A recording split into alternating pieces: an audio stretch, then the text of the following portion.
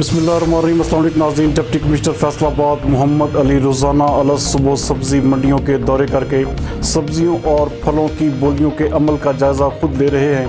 हमारे divisional bureau chief मियां एजाज हसन के मुताबिक इस ज़मन में उन्होंने सुबह सवेरे सब्ज़ी मंडी गुलाम मोहम्मदाबाद का आज दौरा किया और शेड्स में जाकर टमाटर, लीमू, प्याज, आलू समेत मुख्तलिफ फलों और सब्जियों की बोलियों के अमल की निगरानी और उनके मयार को चेक करते हुए हदायत जारी की कि बोलियों का तमाम अमल हर लिहाज से शफाफ होना चाहिए। उन्होंने हिदायत की कि नीलामियों के अमल के मौका पर इंसदादे कोरोना इकदाम भी यकीनी बनाए जाएँ।